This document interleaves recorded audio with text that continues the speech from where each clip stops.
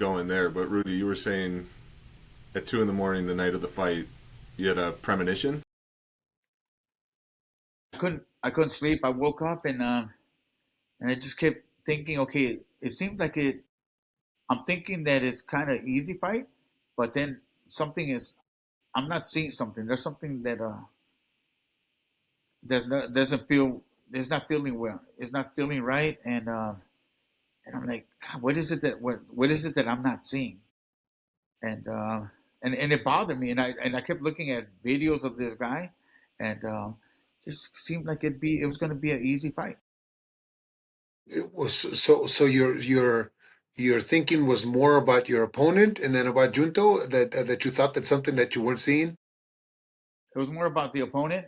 I was watching videos, and I'm like, okay, because there's one fight where he fights a southpaw and he throws that right hand to the body, and uh, and I figured that was going to be key to the victory. While he's going to the body, we're going to the top, and Right, yeah. it just seemed that it was going to be a little easier, but then something wasn't feeling right, and and come fight time, the fight starts, and it just got a little complicated.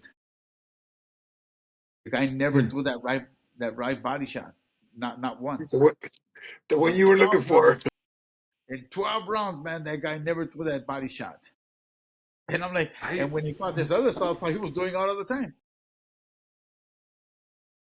I will say when I rewatched it after you told me that, and he was throwing it to the body, and Junto was countering it, but this guy was like his punch resistance was like perfect. Like he was eating everything and not responding as if he was hurt to it. You know.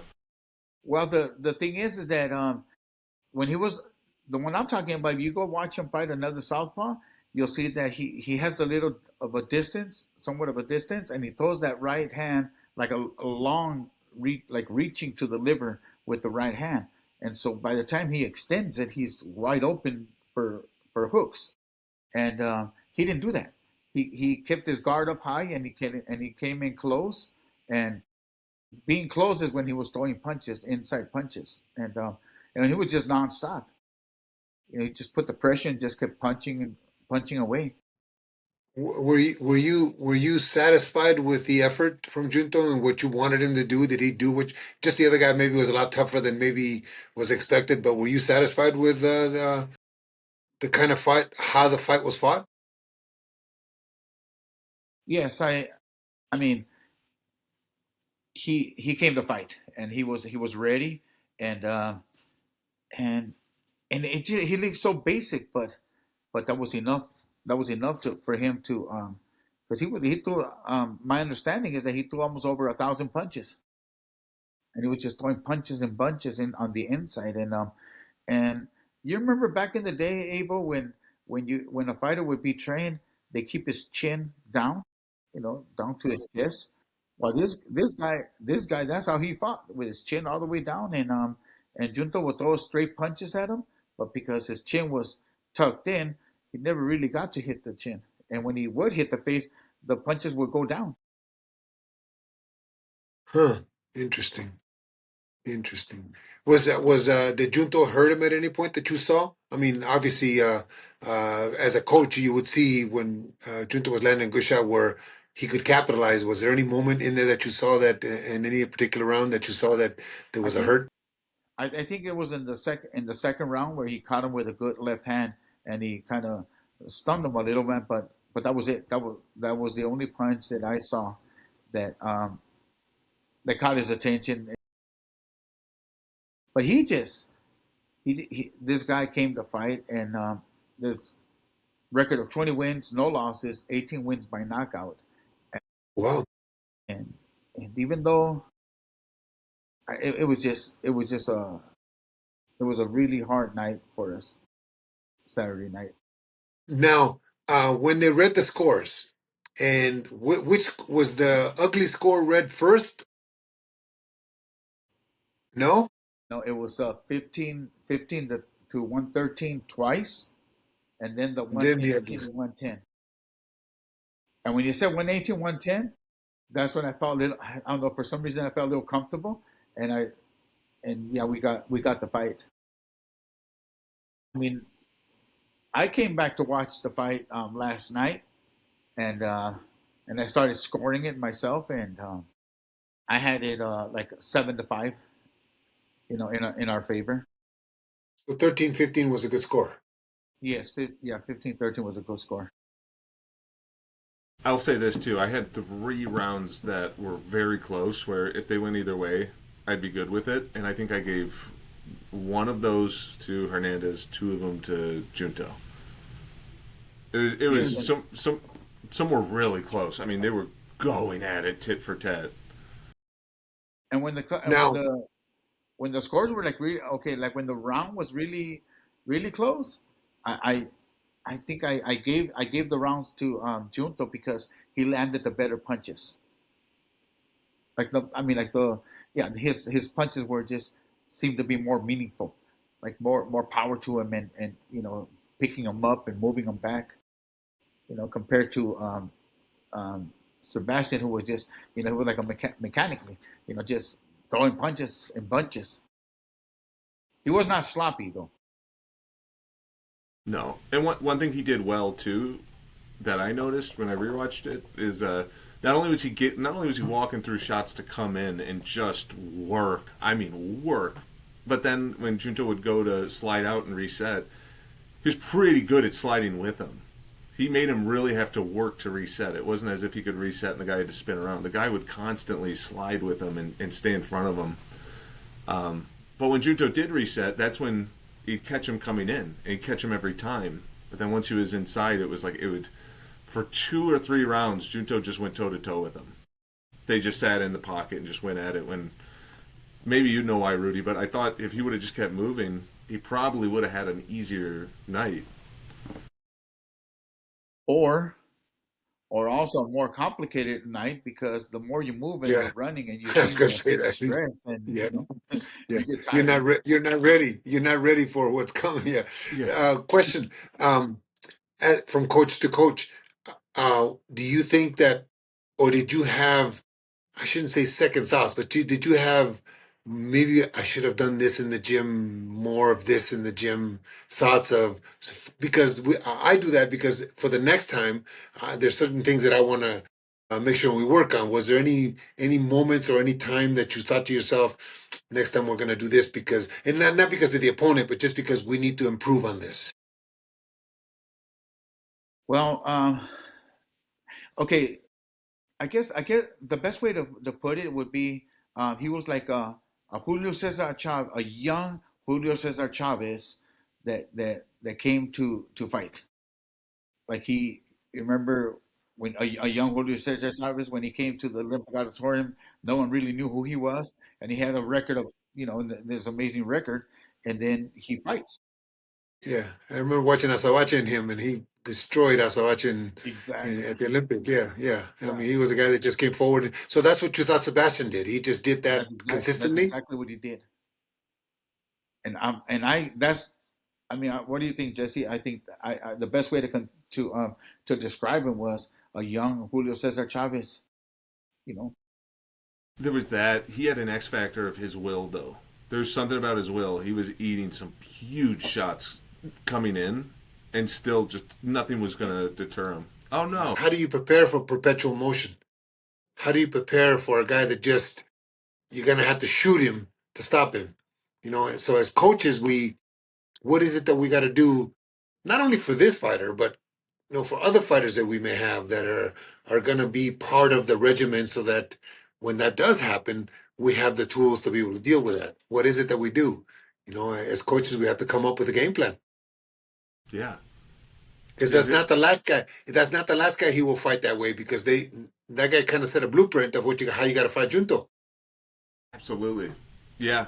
And his next fight, I can't imagine Inoue wouldn't, applied that kind of pressure. Maybe not to that. That was really, what was crazy was not only was it 1,000 punches, but it was like he started slow. So for the first 3 rounds, he wasn't really getting an opportunity to punch. Well, Because Junto, that was Julio also, though. yeah, Julio, just, it was like from nothing to a lot. yeah. You know, Usually it's the guys that start out real fast and then they fade. No, these guys is like a locomotive. It's gaining speed and gaining speed. Before you know it, it's in the 12th round, and they're just as efficient as they were. I mean, as they should have been at the beginning, but they wore you down. No, That's got to be psychologically taxing as a fighter too, to think like absolutely. I've oh my always, gosh, what else do I have to give to make it to the other I've, side of I've, this? I've always believed that in my training.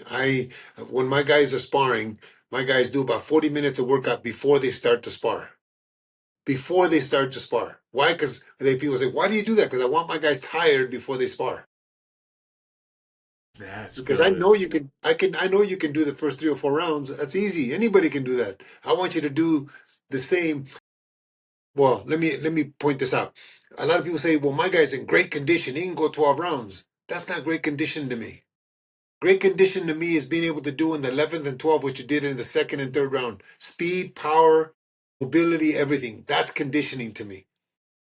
Absolutely. If you can go 12 rounds, anybody can go 12 rounds. Anybody can run 10 miles if you just walk them. Yeah, that's funny you say that. I met a guy. Well, not met. I had a friend who ran the Chicago Marathon, and he was a very big guy, like very big. Like he couldn't run any of the marathon; he had to walk the whole thing. But he finished it. I mean, it was crazy. If you saw this guy, and I told you, yeah, he did the Chicago Marathon, it would blow your mind. He was not made to run at all. He didn't run. He walked the entire Chicago Marathon and got a Well, medal. but he finished. Yeah, I mean, my respect to him is huge, but it goes to your point. Like, yeah, you can go 12 rounds, but what does that mean? What happens when you get in there with a guy who throws 1,000 punches and stays in front of you? Junto had to do that this time. He had to be as strong in the 12th, 11th, and 12th as he was at the beginning. If not, then he gets beat. Yeah, and also the truth is, nobody knows really what Hernandez is all about. This is the first time he was pushed to have to do that. He's undefeated. He's 20-0. You know, he probably hasn't had a fight to this magnitude yet. It's the first time he's been pushed to show that and to do that to try to win. So who knows what he'll do against other high level fighters? So you see, this is where experienced coaches have that sense, have that seventh sense or whatever, sixth sense. He knew something was up. Rudy, and what he was telling us, his sixth sense was telling him something is up because we haven't seen this guy. What is this guy all about? So that he was being bothered. When you've seen guy on tape, you already know. You know what's coming. When you really haven't seen him against quality opposition, maybe that's what It's crazy how you saying that, but crazy about what he was telling us because uh, those moments, because you've seen so many fights, you've been around so many fights that the unexpected is bothers you. What you've Yeah. seen before is easy. You can deal with that. It's the unexpected. And for him, maybe that was the unexpected. Yeah, and how many times do you find a guy whose will is that? It's a very uncommon thing. I mean, I'm sure a lot of fighters have it, but to apply it to that level, I mean, this guy was willing Almost, to go well, I'm ahead. going to say this. On that card, there was two guys that had that. Picasso had the same thing. Yeah, Picasso lasted too, right? He didn't get knocked out. No, no, but I mean, he was able to last to be able to be um, uh, more durable than people expected against Inouye. Absolutely. That's what I was going to ask Rudy when if he would have been on. Is okay? What do you think now about a fight between him and Inouye, with Junto and Inouye? Did he ever say anything to you about that? He did, and his answer was a good one. I don't know. I mean, we'll see. I mean, he's had time to kind of sleep on it and think about it, but what he essentially said is a point that I agree with, which is fighter. It's like that. I don't know what you would call it, but the fighter A B C theory. That just because A can give B But a hard yeah, time, yeah, doesn't mean that B can give C, and B can give C a hard time doesn't mean that yeah. C Well, can't be. in the early mid '80s, we had the Five Kings. I say the Five Kings because I put Benitez in there with all those guys. But anyway, Hagler could fight Leonard and have a hard time with Leonard, and then Hagler could fight Duran and have a hard, and then fights Hearns and has an easy time with him.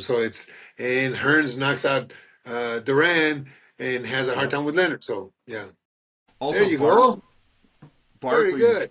Barkley's the other one too, right? I ran Barkley, so Right, right. Duran Yeah. beats him. Not I believe not finishes him, knocks him out. he beats Hearns, knocks him out. Earns. Hearns knocks out.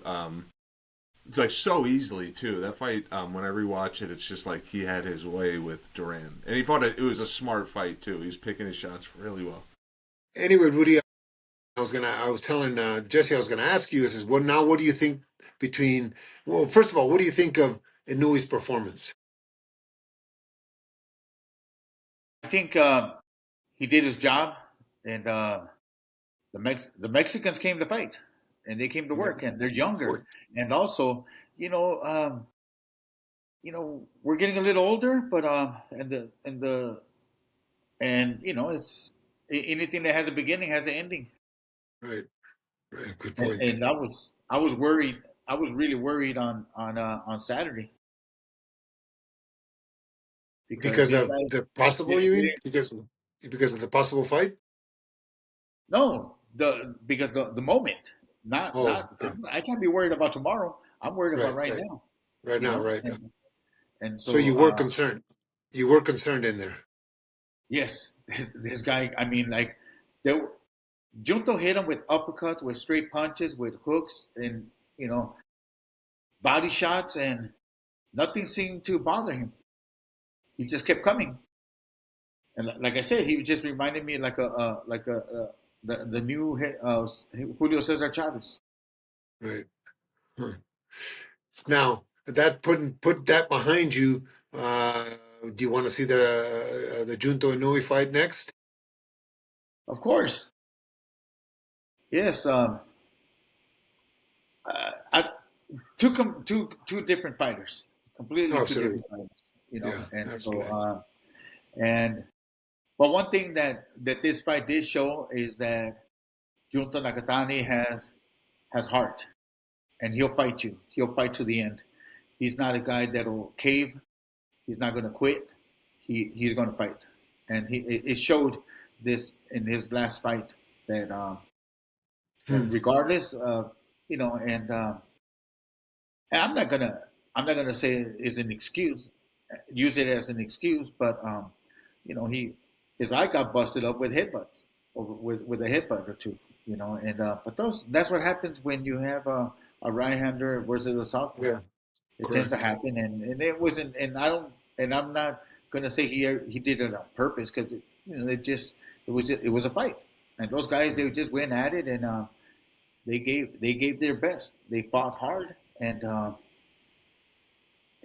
I think that we did enough to win the fight. Was that a mandatory, Rudy, or was that No, optional for you guys? no, and I even asked Doug Fisher if this was like I don't remember seeing I can't remember the last time I saw a 12 round fight that had no title or no elimination or nothing on it, and this one was a 12 round fight, but no elimination, nothing, just really nothing, just a 12 round fight. Now, on a different note, what did you think of the controversy with the raps? I think that's the biggest bullshit. I mean, I don't, if you have gauze and tape, what you do with it, I don't really care. I don't have a problem with it. You want to stack, stack. Go ahead. There's nothing wrong with it. It's not gonna when these dummies say, "Oh, it's gonna turn into a cast." No, you fucking dumbass. It'll never fucking turn into a cast. And I've told these guys from the commissions, whether it be in Michigan, Florida, whatever state here in the United States that we go to, I tell them, why don't you guys go to the gym and Yeah. wrap their hands with stack them and put as many tapes and rolls of tapes as you want, and have them do a full workout. And once they're done, okay, cut them off and see if they turn into a cast. They're not gonna turn into a cast.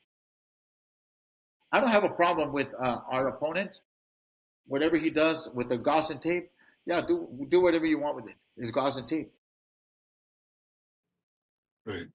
Hmm. Now, Well, I had that controversy, as you recall, with Canelo, and it wasn't for me. It wasn't so much that I thought it was an advantage. Okay, what I thought was that we want to follow the rules, and everybody's got to follow the same rules. I didn't think it was going to be a cast because it can't be a cast, and as long as you don't put it over the knuckles, it's not going to be anything that's any different.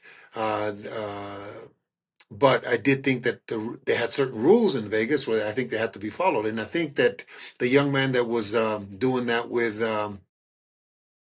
uh, with that commission there was a young man that works with the athletic commission in Nevada. So maybe I was like thought back about it and didn't allow it.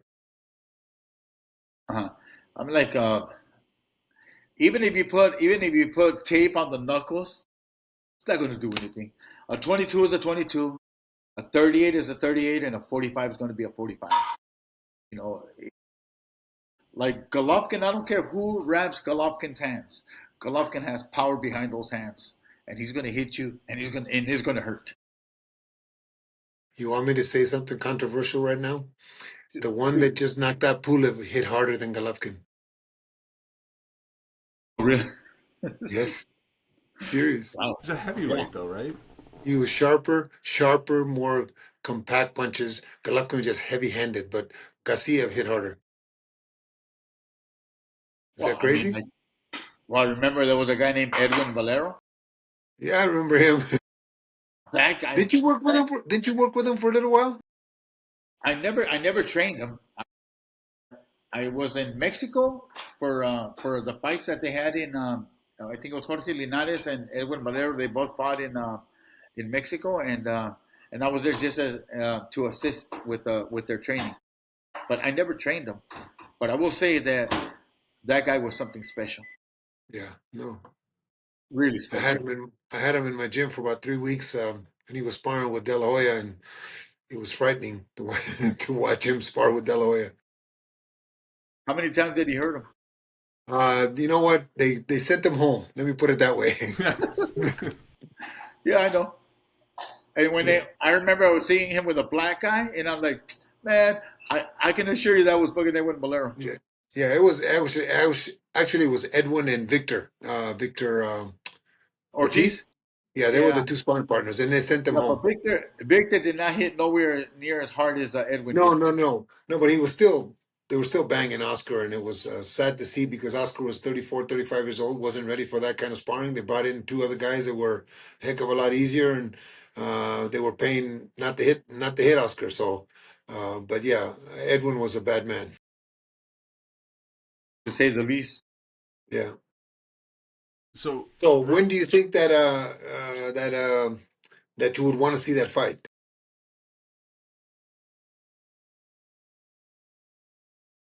if it happens? I think it's there's a strong possibility that it'll be either May 2nd or May 5th. I think And where? they have the Tokyo Dome reserved for that Oh, fight. really? It's going Wow, to be at that's the a big Tokyo fight Dome. there. Woo. Yes. like, Wow, Oops. here, here's one that that's okay. you two have a different stance on this, right? Where Abel, you've said you think it's best for guys to come to the States and fight. You know, like to really Well, no, establish. no, but yeah, but that fight right there can't be anywhere but there.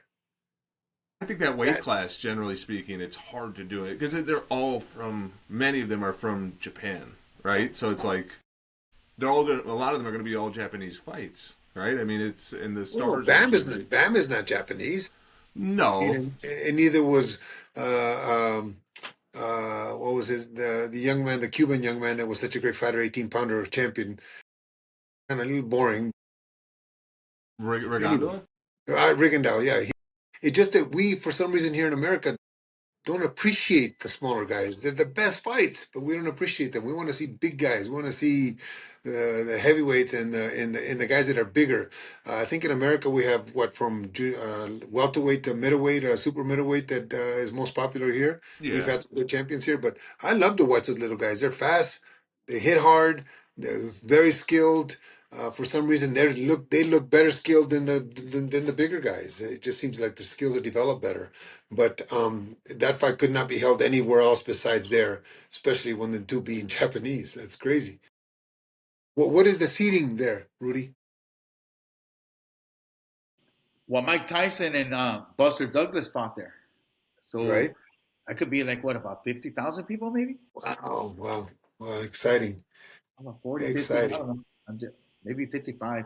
But that's going to be crazy, man. And you know what? You know what? I do. I really. I really dislike when people talk about like, oh, they got to fight in the states. I go, the fuck? What about the damn states? I mean, why do people think that it has to be in America? Hey, go to England. You want to see some good fights, man? Go to England. Go to other parts of the world, and you're gonna get really good fights out there too. Yeah, well, I think that was most popular when we had HBO and Showtime. HBO and Showtime would not go really to other countries to do the bigger fights like that. So when we had HBO and Showtime, it was you kind of had to have those fights here. But now that we don't have that, now it's these apps. It can be anywhere. Yeah. Yeah, I think it just depends on who's fighting too. Like Tyson Fury and Anthony Joshua are talking about fighting. There's no other place for them to fight but in England England, of at course. Wembley Stadium or something like that. Like it would make zero sense for them to come to the States.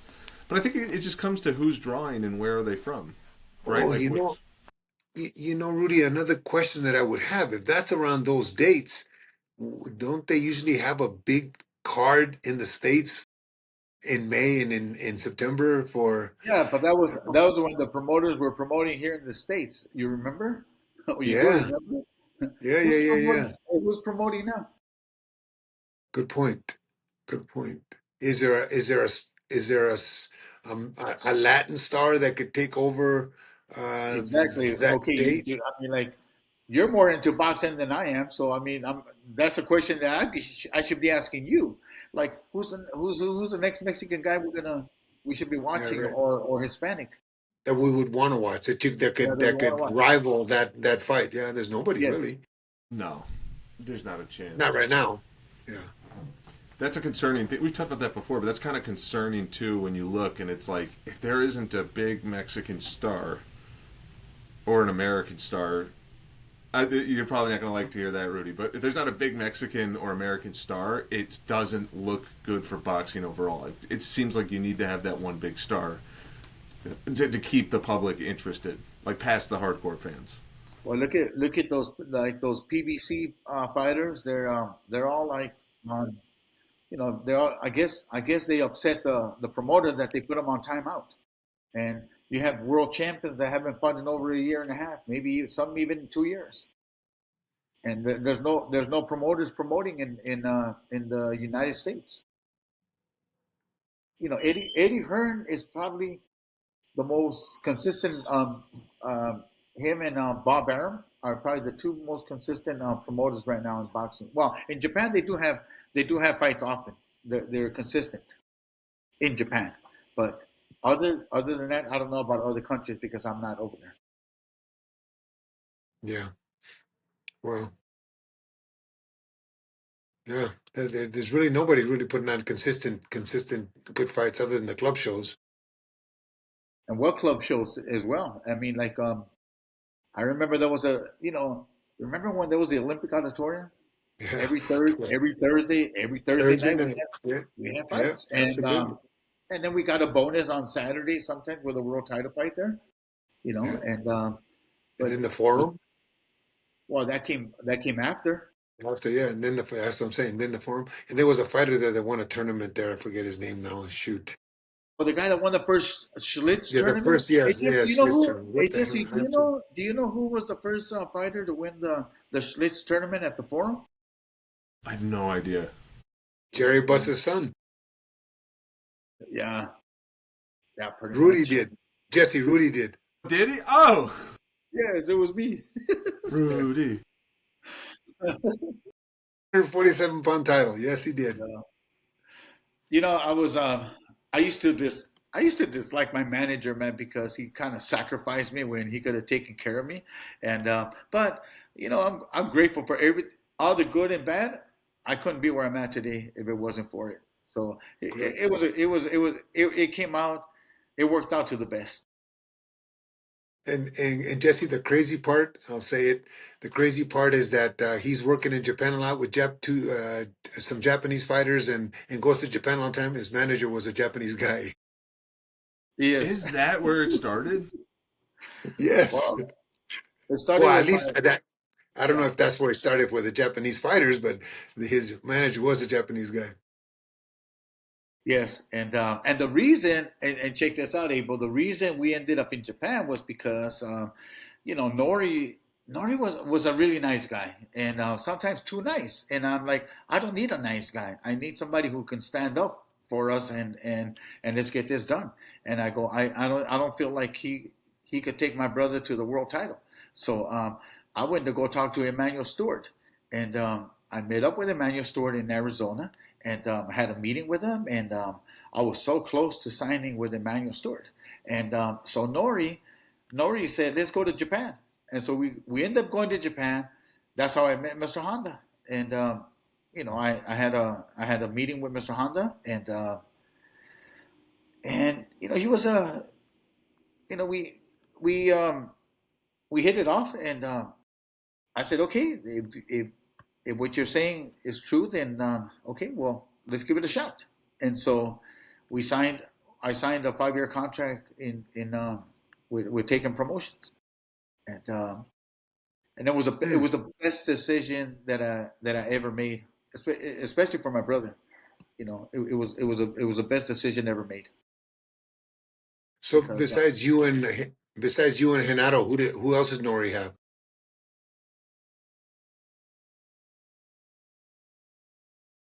Shotgun Alvarado, who was He had him, and he was in the tournament, and he was in the tournament. not in the Oh no, he tournament, but wasn't. No, that was Two Gun Robertson.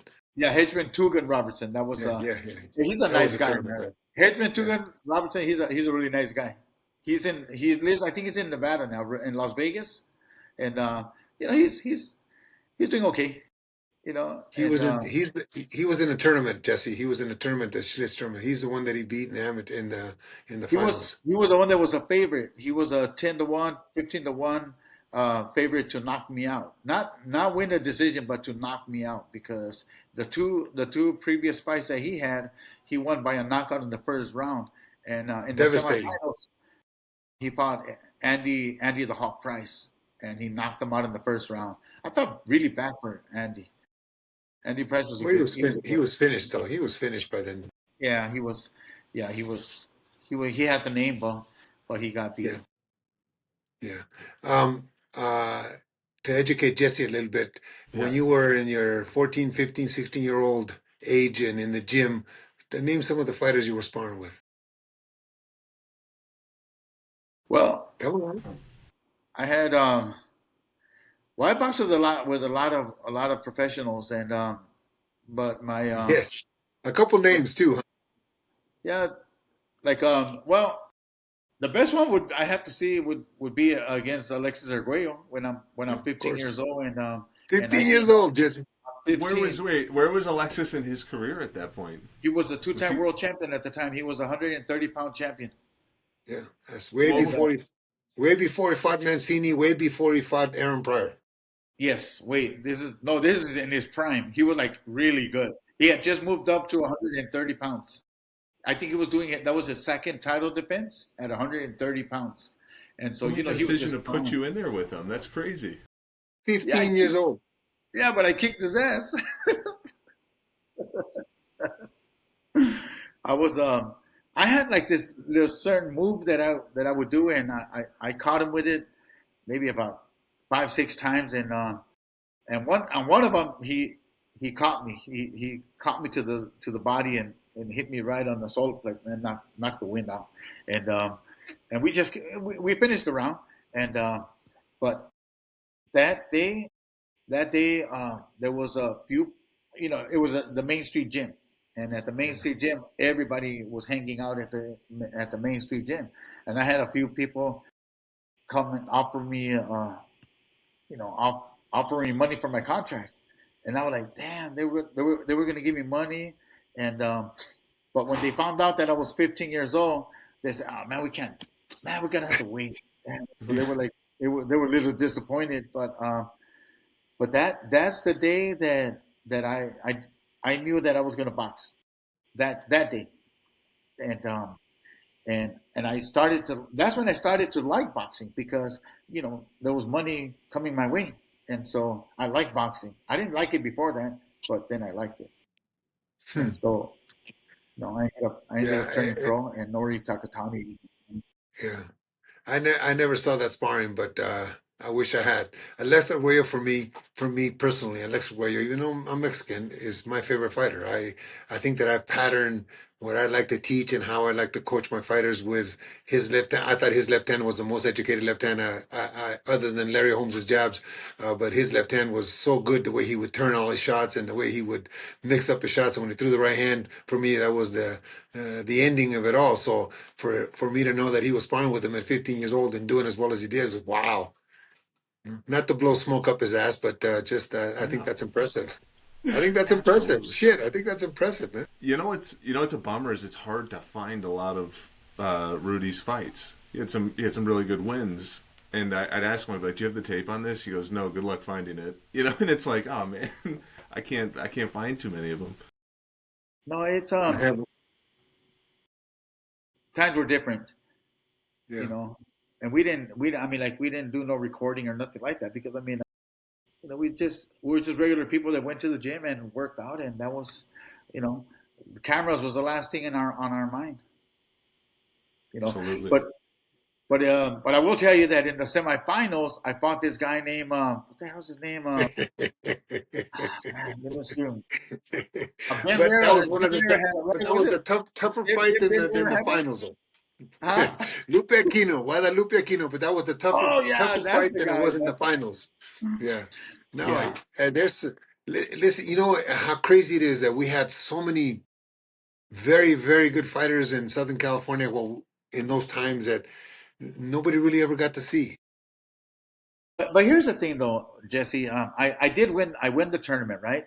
But but these guys went on to do better than I did. Lupe Aquino went on to be the WBC junior middleweight champion of the world. And and Hedgeman Two Gun Robertson went on to fight Mark Breland for more Yep. money, and so they did better than I did in as far as career boxers, but but at the end of the day, I think I won. I really won at the end You actually because did. Okay, now good point there. But why? I think it has to do with well, first of all, my brother. I ended up helping my brother when I quit boxing, I started training, helping my brother, because my dad and my brother would always clash, and they'd be fighting in the gym all the time, and so Really? I knew how to talk to my brother, and I knew how to teach better than my dad, because there's a big difference between thinking you know it and being there. And the one of the biggest advantages that I have over a lot of people is that I know what it's like to lose almost 30 pounds in a month and be ready for a fight. When I fought Lupe Aquino, we both were kind of heavy, but I think I was heavier than him. We had I had 22 days notice, and I was like about 26 pounds overweight with 22 days notice. So I had to go. I mean, but again, I'm 20 years old, so being 20 kind of helped a little. But Right. after that, it's just it's the I would never let a fighter do that, because that's why you get people hurt. That's Right. why some people won't wake up the next day. I just won't do it. Okay. Okay. So taking it in that direction, what about that fight that got called off after the weigh-in, the title fight in Saudi because the young man was not able to? What was the issue there? I, Wait. um, I don't know the specifics, but I do know that I did see him eating breakfast the morning of the fight. He was they were everything seemed to be okay, but for some reason or another, something happened that he the fight got called off. I don't know what That happened. was really strange. Yeah. I don't know what happened. Yeah. Supposedly it was some kind of rehydration issue. He didn't feel very good. But could it now? Could it be not knowing enough about it? It's kind of difficult to surmise. But could it be lost too much weight coming into it that he just couldn't recover? I don't know what the like I said. I saw them having breakfast the day of the event, but the fight was already called off, and so Right.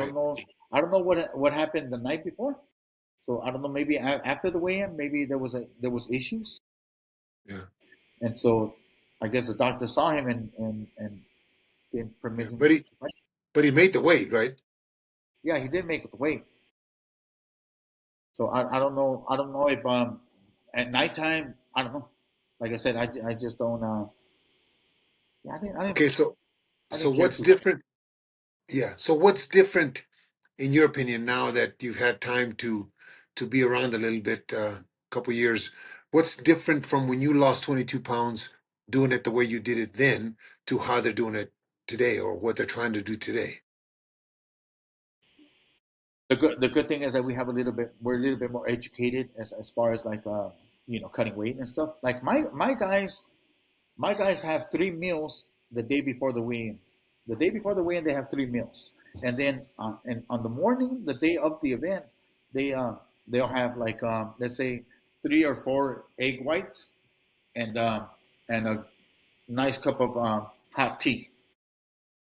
They may be anywhere from 3 to 5 pounds overweight the day of the event of the weigh-in, and they'll go work out and they'll make weight with no problems. See, I don't starve them, and I don't stop them from drinking water because it's really important that they drink water.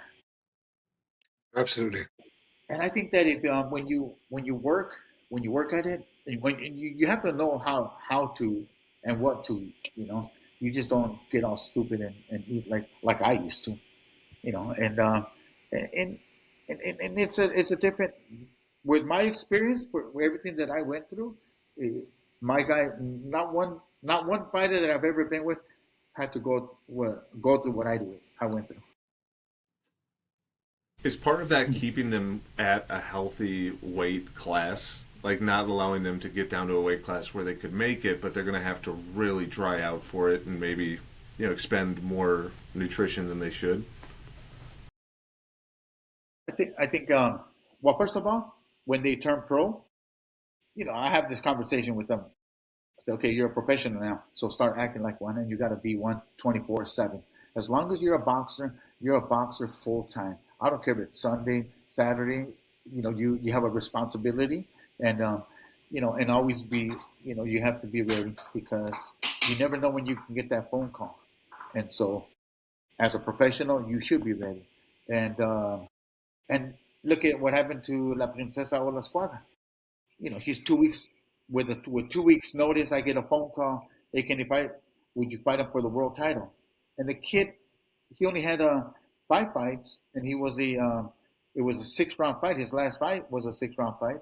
So you go from 6 rounds to the world title. But but I did tell Mr. Honda that Tony beat the number one guy in the nation, and you anybody who represents the United States as the number one fighter, there's something special about him. You just can't be number one. And so when Tony beat him, I really believe that I had a fighter who can.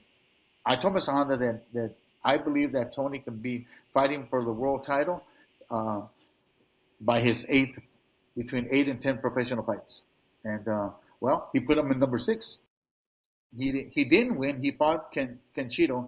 My boy got stopped in the ninth round, but he put up such a good fight that all the the guys from the organizations were there and they all watched and they were like, he left a hell of an impression because they knew the story, and so he got ranked, and his next he had two, his second fight after that. Well, he wins, and then the next fight after that fights for the world title, and today he's the WBO flyweight champion of the world, who's already had like what, 3 title defenses, I think, or 4. And so I wasn't wrong. But and So again, now is he at the weight now that would be where he would be best at, or is he going to move up? he can. I mean, he can move up, but also he can. I think that he can even make 108 pounds Really? if something important needed to come in and they give him a month and a half, 2 months, he'll be able to make 108 pounds. But How old is he, again, Rudy? he's How old is 20. he? He's 26. Yeah, he's 26, and but I would not hesitate to put him in against Bam Rodriguez at 115, or There's against an Ricardo interesting name. Sandoval, or against Ricardo Sandoval. I was gonna. Yeah, Sandoval. Right. I just remembered something, and I don't know if you had heard this before the fight. Hernandez. One thing they were talking about a lot on the telecast, and obviously you definitely heard it if you rewatched it, but he was like apparently really having a tough time with anxiety leading up to the fight. He said he wasn't sleeping at night. You know, he was it was racing through his mind. He was so anxious. Did you know about that before he fought Junto? No, I didn't. No, no, I never. I didn't even hear it in the fight. But anyways, I think that as fighters sometimes do, it does happen, you know, and but I don't know. I do know this. He was ready, and he came to fight, and he put up a hell of a fight. I told him in the ring after we were announced the winners. I told him that okay, right now you this right now you lost the fight. I go, but I can assure you that you won by far more in this fight that you have in all the other 20 fights that you've had. I go, I'm telling you, man, you everybody saw you today, and you won a lot of people over, and I really believe that you're going to be champion of the world. And I have a fighter who wasn't like in your shoes, who lost his first fight for the world title, but second time around he came back and now he's the champion. Currently he's a champion of the world, and I believe that you can be that guy. I would not. I'm not blowing smoke up your butt, man. I do believe that you can be champion of the world. Well, let's keep it lighter here. Let me ask you a question, Rudy. Of the fights that you've worked, that you actually have worked or trained and worked the corner, what's your most memorable fight and why? Okay, how about when my brother fought Carlos Famoso Hernandez at the Olympic Auditorium? Hernandez? Wow, yeah. So my Great fight. brother's so my brother's like really irritated in this like the 10th round, right? So I mean he's irritated, like already like the 7, 8, 9th round, right? So he's irritated because he tells me like in the 10th round he says, I can't catch my second breath. That's it. And I'm like, okay, so after the ninth round, he tells me he can't catch it, right? So the 10th round comes around, and I go, and he's really irritated. So I said, hey, Gennaro, where are we gonna eat? Where are we gonna go eat after the fight? And then he goes, I mean, I go, man, we got all kinds of people, man. He goes, well, to the pantry, and I go, nah, let's take him to Denny's, man. The pantry's a little bit more expensive, and we got about 20, 30 people, man. So let's just go to Denny's instead. And crazy that today, in today's world, with Huh? the internet as it is, and with all the commentators that we get on the internet and all these know-it-all, you would have been chastised. You would have been xed out. You would have been, what the hell's that guy telling this fighter? What, you know? But there was a reason why that moment happened, Yes. and it settled him down, I'm sure. And it's like, what the hell's my brother talking about? What is he? But really, today in Well, today's yeah, you're right. And but here's the thing, though. Like okay, first of all, when you work a corner, you're there to serve a purpose, right? There's a reason why you're there, and with the experience of working and being where I'm at, I just I just try to take my brother out of that moment right now. Yeah, The, right. at the Olympic, I'm like, let's, because he was really irritated and frustrated because he couldn't catch a second breath, and I go, don't don't worry about it, save it for the next fight because you're doing pretty good right now, so don't worry about it. And so, but Save it for dinner time. yeah, he was fucking he was irritated and frustrated. So I said, let's do that, and so what's crazy was that that was the end of the 10th. It was the beginning of the 11th round, right? So the fight's over, 12 rounds. Like the bell rings in the fight. He comes up to the corner. He goes, "Hey, man, is that all you always think about is fucking food?" And then I go, "Well, you were a little irritated and frustrated, man. I mean, like I was just trying to, remove, get you out of that moment and take you somewhere else." And he goes like, that shit kind of worked, man, because I was like, man, this fucking only thinking about goddamn food, and I completely forgot about me being irritated that I couldn't catch my second win. I was You more lighten the pissed at you. mood. Yeah, you lighten the mood. Now, a different question. Fight that you. What's the best fight you've ever seen, in your opinion, as a coach that you saw? Not because it went toe to toe, but because you saw perfection. The best fight I think I've ever seen. Well, my favorite fighter of all time is Jose Angel Mantequilla Napoles. I thought that guy was just amazing, man. It just I saw him training in the gym and I would go to the forum to watch him fight. I just thought he was just smooth as butter, man. He's the best thing. I think he's the best fighter I've ever seen. Him, yeah. When he beat What fight in particular for you with him? did he fight Billy Backus or he fought Lewis. Remember is the what was that guy's name? He was a welterweight. Hedgeman, Hedgeman Lewis. Hedgeman Hedgeman. Lewis. Yeah, Hedgeman. Yeah, Yeah, he fought him at the forum. the forum. Yeah. Yeah. Huh. And then my other favorite fighter back in the day was Chucho Castillo. Chucho Castillo had a lot of head movement, and he slipped and punched, and he was Rubén Olivares is you know you know he beat Rubén Olivares. I think he cut him with a punch or something, and then he stopped him because of a cut. But I like the old fighters from back in the day. I'm not too big of a fan with today's boxing. Well, the That's a reason I ask those questions, Jesse, is because we want to know more about. I mean, you're talking about history right there. I mean, I know that we've done a lot of things, but he's been around a lot more fights, really, because of not only as a fighter, but also because of the chances that he gets to work as working cuts with so many great fighters it's interesting to hear a perspective. For me, anyway, even for me.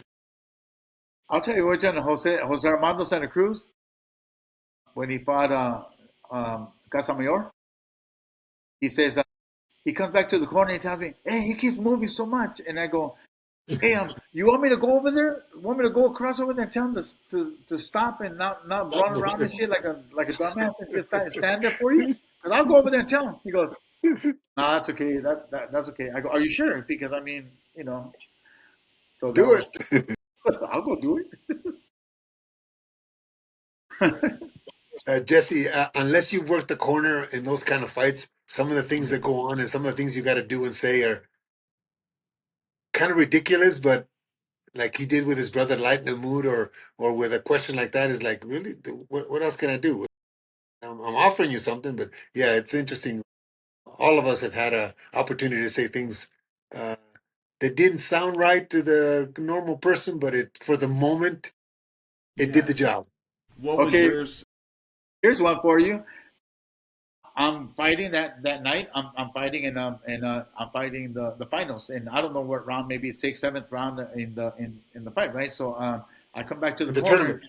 yeah, in the tournament, and so the ring girl goes by, and then I go and I tell Nori, "That's a good looking ring girl," and Nori goes, "Be quiet." We lost him No, again. Shit. stop it.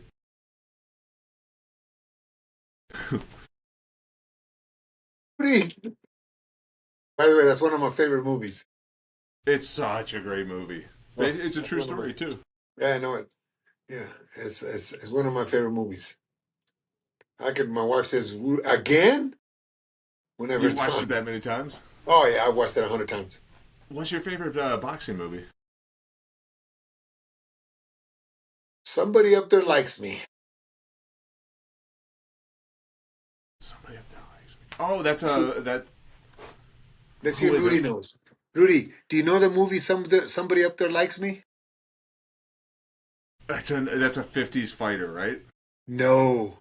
No, Yeah, actually, yes, you're right. You're right. It's no, I The don't. story of Rocky Graziano. I Paul was gonna Newman say plays. Rocky Marciano. Okay, No, but okay, yeah. Graziano. Paul Newman Graciano, plays. Graciano. Paul Newman plays The Lead. Ah, it's a great movie. That's my favorite boxing movie. But anyway, you were asking me what's my moments. Yeah, yeah. Yes, What are your yeah. craziest? I actually have two of them. My latest one was when Gennady fought a guy named Curtis Stevens. Curtis Stevens, before the fight, Gennady's father had just passed away, and Curtis Stevens was making all kinds of rude remarks about him and showing cemetery plots, and he was going to kill Golovkin. And Golovkin went out there with such a temperament that he didn't want to knock him out. He wanted to punish him. And if you look at the fight, he's not really hitting him to knock him out. He's hitting him just to punish and punish and punish him for 12 rounds. The corner stopped the fight, but still he wasn't trying to knock him out. He was trying to punish him. And after he knocked him down, I could see that he was just touching him, and trying to make sure that he understood who he was in there with. But one of my favorites though was Terry Norris coming back to the corner when he fought Ray Leonard in the eighth round, between the eighth and the ninth, and I said to him, "Okay, T, time to knock this guy out." And he says to me, "No, coach, he's my idol. He's going 12." In the corner, he tells me. Oh, Wow. Serious. He's You my know what? idol. He's going That's 12. And if you look at the ninth, you 10th, know 11th, if you look at the ninth, 10th, 11th, and 12th, look at Terry. He's not trying to knock him out. He's just, and Ray is trying. Ray is trying hard to hurt him. And he just boxing him and moving and tapping him. But yeah, that's what he said to me in the corner. Is that crazy? what's crazy. Well, what's crazy is that sometimes they're human beings in Yeah. the ring. Yeah. Yeah. Yeah, I mean, like it happens. You Yeah. know. He did, Rudy, he didn't even remember that. I saw him probably in 217, 218, and he came to my gym and he didn't even remember that. I remember that so vividly, though, when he told me that in the corner. It's like, no, coach, he's my idol. He's going 12. Shit. You have that enough compassion, I guess, and as you said, they're human. That you think about that you're actually going to think allow him to go. This is a great fighter you got in front of you that you're going to allow him to go 12. But my greatest fight that I think I've ever seen, for me as the kind of coach that teaches or tries to teach my fighters to be this way, is Julio Cesar Chavez fighting Edwin Rosario. Well, that was a masterpiece. Oh my gosh. I mean, he destroyed him. Oh my gosh. But They're I, just but also against Maldick Taylor though. Yeah, that too. But no, against Rosario, he was just stepping a little bit, setting things up, just a little half a step, and he was in different position and was touching him, and it just to me it was masterful. It was a masterpiece. Yeah, Yes, no, yeah. yeah, I think that's the best he's ever looked. yeah. I love that fight. I watch that fight all the time because I like the way he positions himself. I like the way his pressure was. I like he wasn't really. Trying to land that big shot. He's just touching him, and then when he wanted to go to the body, I don't think that 11 to 12 round you could recognize his face. Rosario's face was so destroyed, and you He look at he Chavez's busted face, and him up, Chavez huh? didn't have a mark on him. Yeah, Yeah, yeah. but and And he was that's got to be his. I agree with you that has to be Julio Cesar Chavez's best performance, and that's kind of like to say when Oscar De La Hoya fought Julio Cesar Chavez. That's the best performance. for Oscar, Yeah, I man. mean he did everything, Yeah, everything that Chavez did to to Rosario right. was done to him Yeah. with by Oscar De La Hoya. Yeah, the difference though is that at that time Julio was an old man and Oscar was in his Yeah, prime. Rosario was the yeah, lightweight champion and in his prime, and yeah. They Chavez both. was moving up. Uh-huh. Yeah. No, you're right. That you're 100% right. do you guys feel like those passing of the torch matches are good for boxing? When a guy gets to a certain point and it's time, maybe he'll retire, but first there's the young lion and he fights him the way that Chavez did with Oscar. It happens all the time. It's just part of history. It's just a part. It's just a part of history. It's It has to evolution. happen. It's evolution. It has Yeah, to happen. It happened with yeah, it has to everybody. happen. Mm, Yes, some guys don't do it though. exactly. Some guys don't pass that torch, or maybe the moment isn't there for them to do it. But like Canelo, Name one. Canelo's I not can gonna. name one. I can name one. He's one of my favorite fighters. Is Joe Calzaghe. Oh, he said, "See you guys later. Yeah. I'm out of here." Yeah, See ya. But Canelo's not gonna. Canelo's not going to pass the torch on to a younger fighter, or maybe he will. I don't know if he's going to keep fighting, but I think that's one. I think Manny Pacquiao's given a lot of guys opportunities. I don't think he fought like the very best options. Manny hasn't really had a passing of the torch type of match. He's a huge superstar. Floyd, I suppose he retired old enough, so there was no passing of the torch match for him. We're just talking like the big names in boxing, right? The guys who have that capacity to pass the torch. I haven't really seen it. Oscar did it, right? I mean, he fought Manny and he fought Floyd, but I don't think that you see it now as much. Well, not being, I don't think he's as big as the guys you're mentioning, but Cotto, when he fought his last fight and he was manhandled, in the fight before that, he looked great. And the one after, in the end, who did he fight at the end? Saram Ali? Is that who he fought? Yeah. And he got really schooled, and he called it quits. I mean, that's it. That's one time. But it happens to all of them. All the great fighters are going to fight that last fight that they shouldn't. Why? It's because they're great fighters. Yeah, that's what fighters do, Yeah. and there are a few exceptions, but the majority of fighters, they just can't walk away. They just can't. But that's what makes them who they are. That's what makes them fighters. That's what makes them, you know, the badasses that they are. Yeah. Maybe that's the reason. Maybe that's the reason why Rudy walked away and he had the kind of career he did, and the other ones that supposedly had bigger careers are not in Rudy's place. No, nowhere near as good as those guys, man. But at the end of the day, I think that some things are just meant to be, and some are not. What gives me, I think that one of the biggest advantages that I have is that uh, I was in the ring. I did fight 12 rounds, and I do know what it takes to get to fight 12 rounds. But I also um, learning from other mistakes that I made, my brother didn't make. And I didn't allow my brother to fight without proper notice, or he had to be ready. If he wasn't ready, I didn't sacrifice him like I got sacrificed. But again, we couldn't be where we're at, or done what we did, if it wasn't for the things that went wrong with me. And so, yeah, it was okay. I was okay with it. Yeah, but you know what? Genaro didn't have the issues that you had with Wade either, though, right? No, he didn't. But when my brother was, let's say, there was a time where he had his hand messed up, and they tried to fight him, and I go, no, he's not fighting. His hand's not good. Yeah, but he has to fight. I go, no, he's not going to fight. He's not ready. He can't fight, and so he didn't fight. And And you so, they forced. And you they forced. yeah, they wanted to, but I'm Yeah. like, fuck that. No, no, we're not going to. I'm not going to sacrifice my brother. No, but I mean, when in your case, you were forced to do that. Kind of like, I had no choice. yeah, They right. put my ass in the ring. Get in there. You're gonna fight. And my dad, who's supposed to be taking care of me too, he said, "Wow, talk to Nori." I go, "Dad, you're my trainer." Today, I can tell my dad, "No, Dad, you were supposed to take care of me, but you didn't. You sacrificed me." What was your final record? 14-2 When and you one draw. in Genaro's? I was 38, 2 and 1. 38 And, wins, 2 losses, and 1 draw. and how many defenses did he make? He had a championship record of 12 wins, 2 losses, and 1 draw. So he had 15 world title fights. Not bad, huh? No, For a little skinny fucker skinny from South little, Central. skinny little guy that I saw. I'm gonna take you Little back. what? I'm gonna take you back a little bit. Do you remember that gym that was behind the Olympic Auditorium? What was that called? The Olympic gym? The Olympic gym. Okay. The second floor was Uh-huh. where you guys were at, and then Jimmy was on top. And on the second floor, I remember your Gonzalo Montellano was there. Yeah. Jaime was there. But anyway, you were there.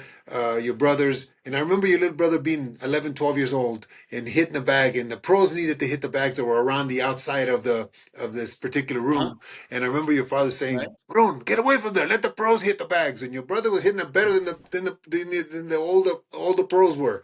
Yeah, then those are guys. Yeah, Uh-huh. yeah, yeah.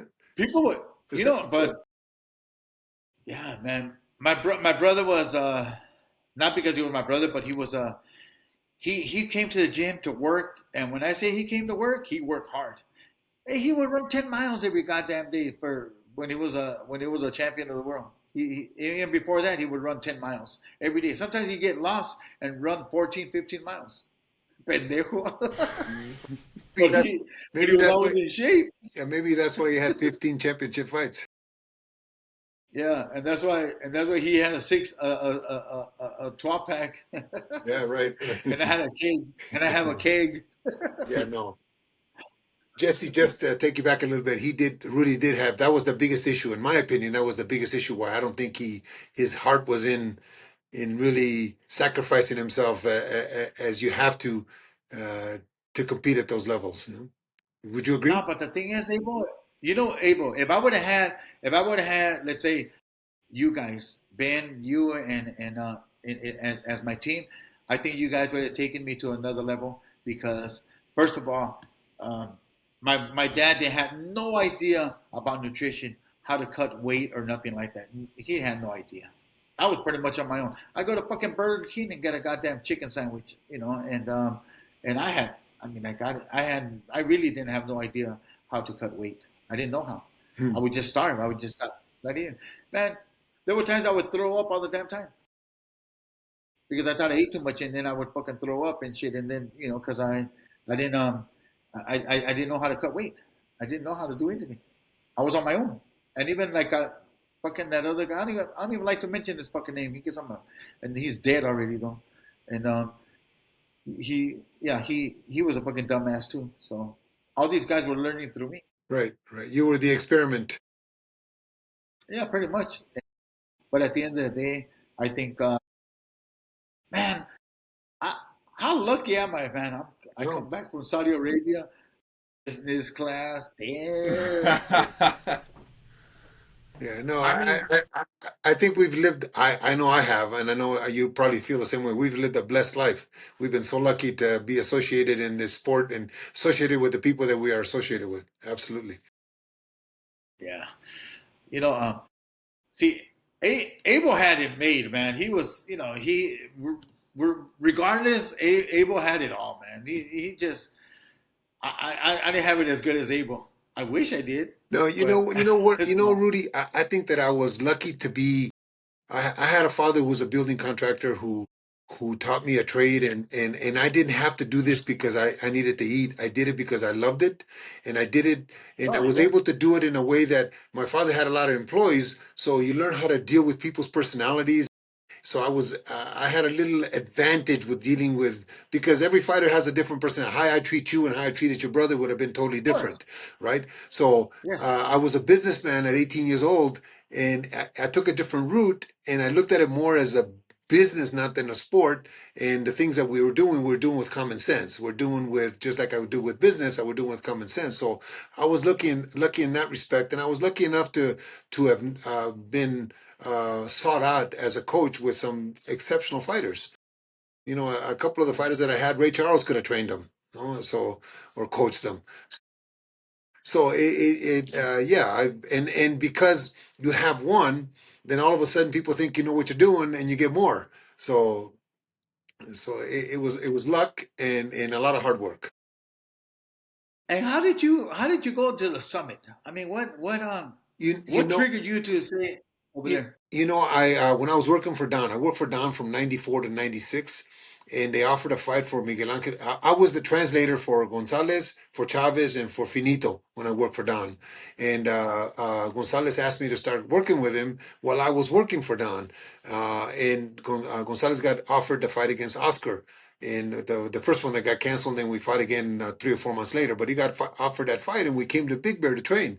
So when we came to Big Bear to train, I fell in love with the area, and I actually ended up buying a lot of vacant properties because back then I was getting them for nothing, and built a bunch of homes, and then bought that property where the gym is for next to nothing. I mean, I even hate to say how much I bought it for, but I built the building, and in 2000, I built the building Well, for Emmanuel. Actually, for how did Emmanuel. Miguel?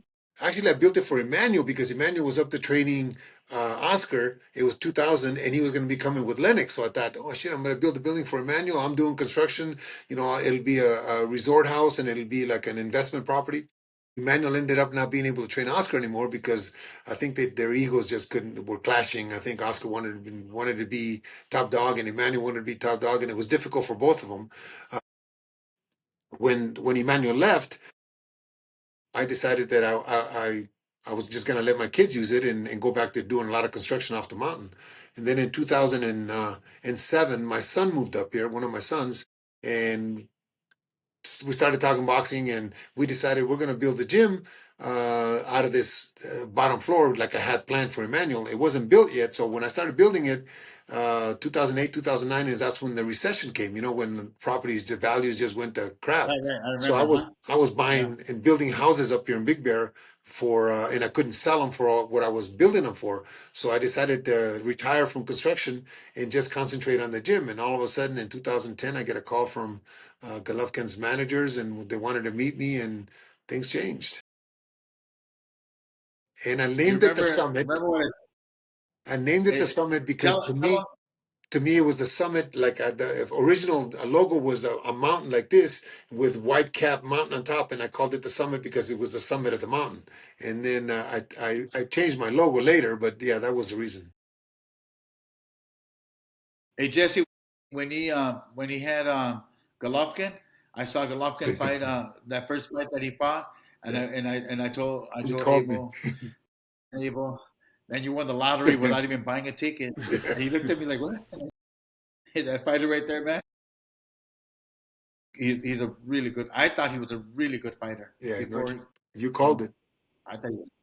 Yeah, you definitely You called it, but yeah. So and then like I said, once you do one or two, then you start getting more. And if you're fortunate enough to have your own system as you do and I do, and a lot of the good coaches do, then you're going to develop some. I mean, some of them are going to get you're going to get some good opportunities, and my guys have won, and we've done well out of that gym. I think we made 6 world champions in 9 years.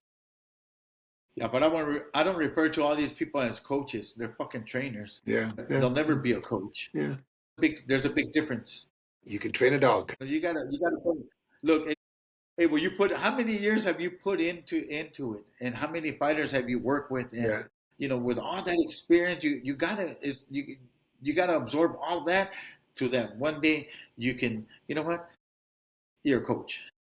I consider you a coach. thank you. I don't. There's a lot of guys out there, man. That there's a 17-year-old that came to the gym one day, about 3 months to the gym. He comes over and he goes, introduces himself. Hi, I'm Coach so and so. And I looked at him and go, fucker, you don't even know how to wipe your fucking ass, and you're a coach? Get the fuck out of here. Yeah, Those are my exact words to him. really, Get really. the fuck out of here, man. But I don't know how you look at or how you look at yourself as a coach and how you progress. But I think I've always thought that we learn so much from our fighters and that they make us better coaches as time goes on. For me anyway, it's been that way for me. I've learned so much from what one guy can do that the next guy can't do. But just it's been fun just to develop somebody, but to be able to take some of the back things that you've done to instill in some of the new ones, but also they have their own quirks also. Well, well, to a certain degree, okay, to a certain degree, they can sometimes they do bring something to the table. Sometimes, Good and okay, bad. which is rare. Yeah, which is rare because at the end of the goddamn day, like there ain't nothing that you bring to the table that I haven't seen or know or been, and so my whole thing is like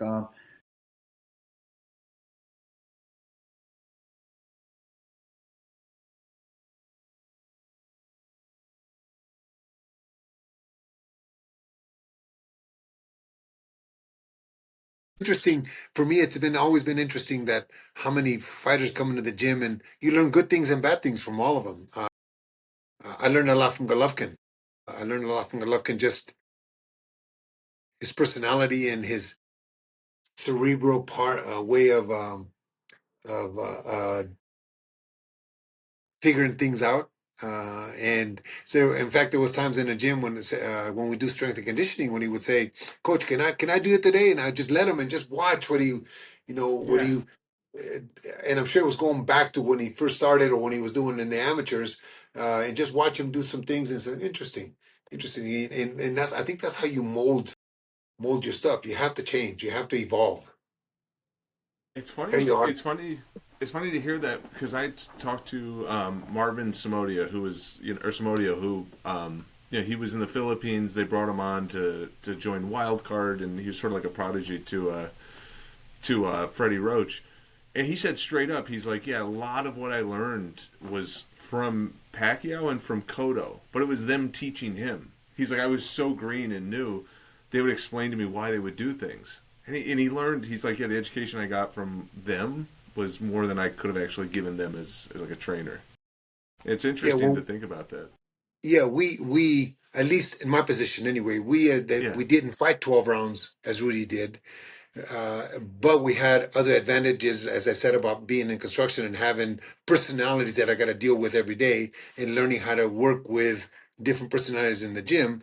But yes, I didn't fight 12 rounds as Rudy did.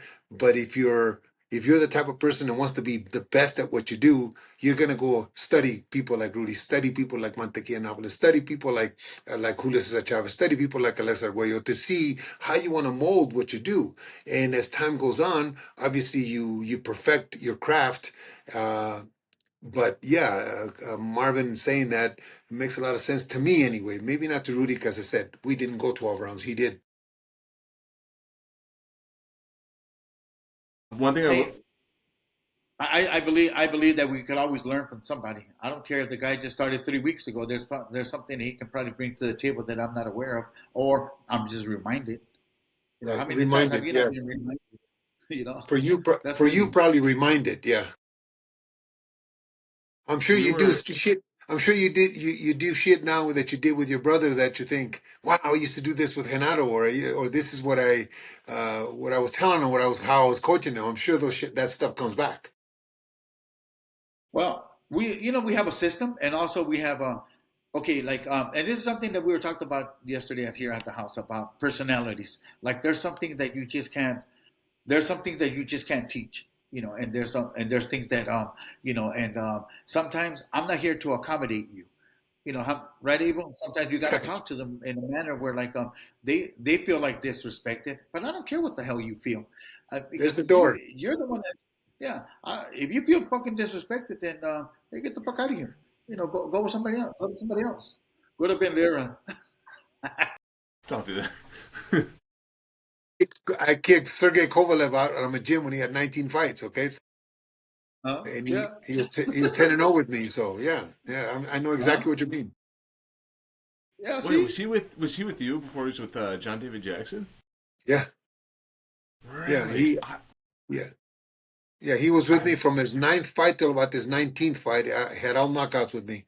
Yeah, and I asked him to leave my gym because I just didn't like his way of thinking to leave it like that. But yeah, John David there's the Jackson door. said similar stuff too about like working with him and trying to get him to do things the way that you're asking him to do them.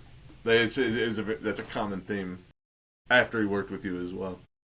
Yeah, well, in John David's case, different than my case, John David was a world champion. He went 12 rounds. I think he knows a little bit of what he's talking about. Maybe not in agreement with Sergey, but if you don't agree with him, then just leave. Don't badmouth the man. And I think that's what Sergey did. He badmouthed him, and I dislike that very much. That if you don't like it, leave. I mean, or get kicked out. Just don't. Everybody's got their own style. The word that Rudy just used that is very important to me is system. Everybody's got a system, and if you ask a hundred trainers or coaches, and you ask them about their system, and they say, "Well, that one doesn't work. That one does." To me, results. This guy's got two world champions right now, so obviously the results are there. A lot of people talk a lot of shit that have never done anything. You see all the stuff on the internet about this new way of throwing the right hand or this new conditioning program. They've never done anything. Come with me with results when you want to say to me that you believe you're so and so. Absolutely. And that's the fascinating thing is you all do it so differently. The approach to sparring that Rudy takes, and we were talking about that before you came on, Rudy obviously takes like the 10% sparring, but by many rounds, and you'll go really much They do harder 20 sparring. rounds. The most a fighter has ever done is 22 rounds of sparring. But Abel, it's only nothing like we used to spar. Okay, No, nothing no, like we used to spar. no. Listen, These guys. In the past, Jesse, it was every day they were sparring. It was probably even on Sundays. Yeah, every day. Today we spar 3 times a week, and the fighters say, "Oh no, it's too much. I'm tired. I'm wore out." So yeah, it's a different kind of fighter today. But we have to mold our training systems and our training methods to who we have, the athlete that we have today. But the athlete that we have today is nowhere near, in my opinion, what the athletes we had 25 years ago. The boxers that we had, Yeah. Well, because they the were thing better is that schooled. come on, man. You can't come. There's no way that you can compare. No different. Like our parents comparing. How we were brought up, and then how our kids have been brought up. And man, we have a goddamn soft, goddamn society. Yeah. And that's why America. I used to think that when people saw America was great, it's great, and I'm like, yeah, it used to be. I don't see it being as great because I travel all over the places, man, and I see things completely different in other parts of the world. And I come back to the house, I'm like, man, this is, yeah, we're like downhill, man. We just seem to be going downhill. And Comfortable. the sad part about, I was telling one of my fighters today in the gym, I said, and the sad part about it is we are infecting the rest of the world with our deteriorating values and characters, and we are infecting the rest of because everybody follows America. I I think. think Yeah, that's like and then like the moment they gave kids rights in school, they screwed it up. that was my. It started with my generation. I'll own it, right? Millennials, like Yeah. that's where it started. And my mom would tell me the stories about when she was in school and the way that she was raised. I mean, it was different times. Yeah. That was 1985. Gerald Ford changed it that you could not spank your child, you could not do anything, you could not reprimand your child. There was laws that were put into effect. I think it was the mid 80s with, like I said, with Gerald Ford, and that just now in our case in the gyms, the fighters want to run the show, and if you're a young coach, it's difficult to say to be a dictator because you can't be because they'll replace you. To me, I'm sure it's to Rudy the same. If you don't like it, there's the door. There's the The fuck door. out of Don't let here. it hit you in the ass.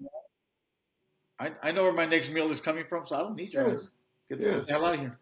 yeah. Yeah. No, but there's a lot of young coaches that unfortunately are want to get to where, let's just say, we are now, Abel, can and you they're willing Abel, to can make the you sacrifice. please refer to them as trainers? Yeah, well, okay, trainers. There's a lot Please. of trainers nowadays Yeah. that they want to get to where we have gotten to, fortunately, and willing to sacrifice their own ambitions and their own character and their own because that particular fighter could take them there. And I'm sure that I don't remember exactly how I thought back then. I wasn't the fighter that Rudy was, so I don't know. Maybe I didn't care because again, I had a job. I was able to. I was doing construction. I didn't need to live on the money the pennies that I was going to be making as a coach. But I enjoyed the hell out of the job. If coaches would be more strict and more down to running their system, because I hate this phrase, but I'll say it. At the end of the day, we're going to be blamed. So if we're going to be Yeah. blamed, let it be our fault. I like that. I like to be blamed.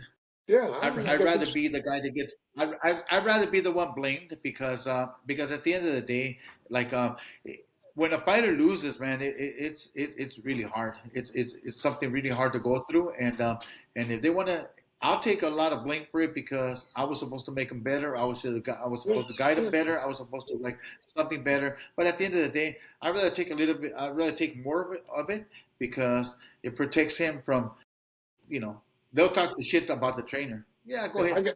I got white shoulders. I can take Right? Oh yeah.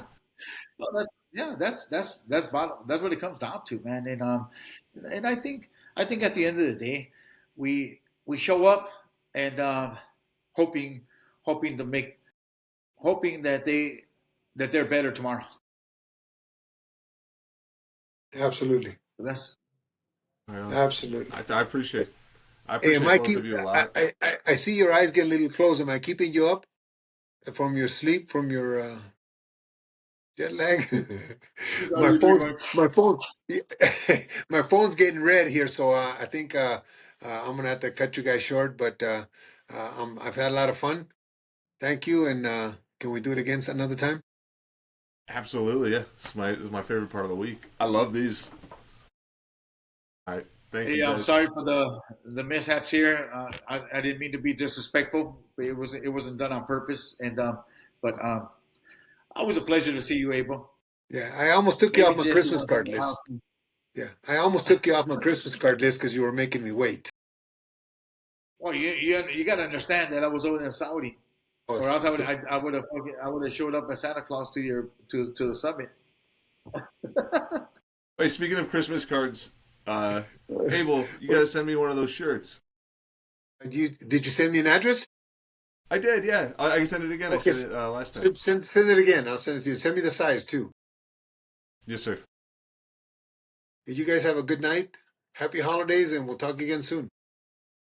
Awesome. Happy New Year! If I don't see you before. Happy New You Year, got it. guys. Bye bye. All right, Jesse.